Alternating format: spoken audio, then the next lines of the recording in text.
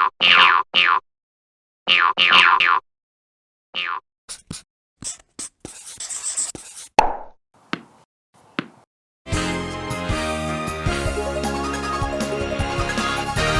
I'm Coco, and you're inside tennis with the Cause. Wow, wow, wow. Macy, boy, I can't believe it. I counted 1,400 kids waiting in line to get an autograph or a book signed. Wow. And then the parents got it in there. They appreciate what you've done and contributed to this game. So, you've taught many, many champions. What have you learned back from these champions that you owe them as much as they owe you? First off, it's a great question. I think any coach, if they're going to be a great coach, they're going to learn more from their students than what they're given to them. And I learned even today, starting at 4 in the morning when I was on the court. I learned more from the kids than they learned from me. Because then when I learn from them, I can teach them even more. But the one thing I've learned is they're kids first. And I tried to echo that in the speech. It's easy to get caught up, Dave, in like the ranking and where you're at, and you get caught up in this hamster wheel of craziness. They're kids. And I tell all the parents, I said, what would you have done at 10? What would you have done at 12? And it kind of makes everybody take a deep breath. So I've always had that ability to kind of bop and weave and go through the front door, the side door, or the chimney and take the temperature with the kid. And that's the art of coaching. It's not one size fits all. So I think that would be my message to any coach, but that's what I've learned, that it's not a cookie cutter thing. Everybody's individual, and you got to teach everybody a little different, even though there's going to be a lot of common threads. Rick, we're all in growing the game of tennis, promoting the game. Yeah. Okay, King Richard, how strong did that promote the game? We know what it did in Battle of the Sexes, Bobby Riggs, Billie Jean King. Yeah. How about this movie? How much did it grow our game? Everyone was talking about it. Yeah, no, it's beyond epic. It grew the game big time because of the story. It was about fatherhood, love of family, inspiration, desperation, perspiration, motivation. It's not as much about tennis. There's a lot of life lessons in there, and it shows everybody, if I can do it, you can do it. Look where those two little girls came from. They weren't in the front row or the back row. They weren't even in the building, Dave. And look, they not only became both number one in the world, in the same family, they shared the same bedroom. So you can't make it up.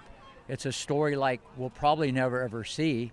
It's just so unlikely, but it shows everybody, if you work hard, you have talent, and you keep believing. The only time it's over is when you quit. And that's what I love about Venus and Serena. They're going to inspire even more people. Forget the African American community. They've went into pulp culture, and now they both have the platform. I think their best is yet to come. All right, Rick, we know what you've done to promote tennis with players.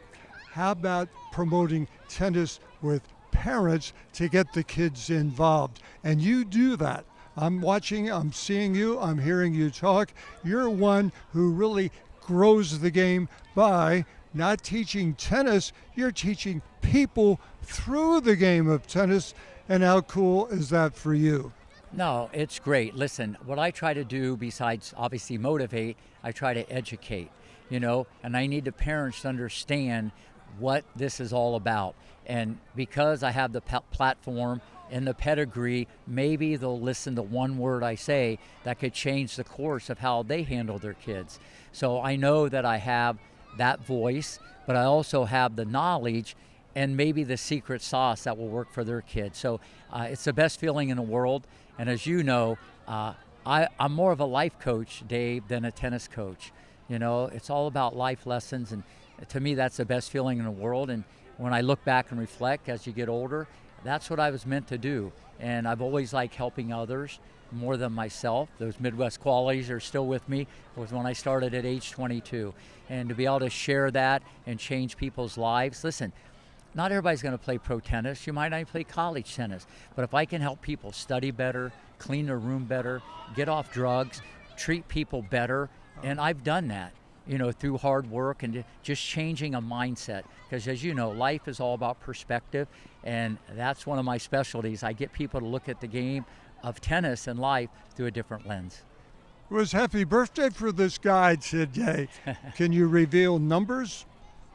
Yeah, tomorrow I'm 70, born in 1954, Greenville, Ohio. I've done so many podcasts and interview, and people want to know my story, That's a good one. It's like you can't make it up, I was a great golfer when I was 10. My father passed away when I was 10 years old. And 12 years old, I picked up a racket, went down to the park, hit against the wall. I loved it. The wall's undefeated. It always came back. I love Wally. You know why? Because where there's a wall, there is a way, baby. You got it. No, and it was like I fell in love with the game at age 12, and you can't make this up. At 18 years old, I was the #1 junior in Ohio Valley. I got real good real quick in the Hall of Fame for basketball, but I did it the hard way, and that cornerstone, of just appreciation. And I practiced after basketball practice. My mom would take me back, and I'd shovel snow and hit against the wall. We couldn't afford indoor courts, and all those gold nuggets inside of me I never even thought anything about. But now that I have to talk about it, it's how I'm wired. But be able to pass that along and make me more diverse as a teacher, it's just the best feeling in the world, because I see how it's impacted young people. But my story's amazing. I knew I was never going to make it on the pro tour. Be a lot of All-Americans. 22 I got into teaching, and what I love, Dave, more than anything, I have as much passion today at age 69. In a few hours, 70. I'm gonna milk 69 as long as I can, as I did when I first started. And that's what I love more than anything. I just love to be on a tennis court and do my thing. Well, we've got a little surprise, a little secret coming out of the bag that I'll let out. Well, Serena, you are involved with some type of production. I can't tell you exactly what, but it's not all about tennis, is it? No, it's not. We're going to do a TV show. It's going to be called The Phenom Maker. The good, the bad, the ugly, the journey, behind the scenes, the sweat, the grind, of people's journey. There'll be a handful of older kids, just trying to make it on the tour, and one younger one. It's going to be beyond epic. And what's even more amazing, Venus and Serena are on board and endorse the whole thing. Maybe a cameo now and then with Richard. Probably 10 shows. I don't know what network. We're going to do the sizzle reel next week, as a matter of fact. But it's going to be a great project. I don't know when I'm going to have the time to do it. I'm on the court all the time, so we could be filming in the middle of the night. But it's going to be fun, and to be able to share that with people. And it's not about tennis. It's going to be about the struggle, the journey, the sacrifice. People have no idea, how they go into nutrition and the hard work and the dedication it takes if you want to be the best you can be. And no one can bring that out and tell that story better than Rick Macci. Well, we had living proof out here today. These people love tennis, and even more, these people love your coaching. Rick Macci, as always, great to see you again, young boy. Thank you. Good seeing you. Thanks, Dave.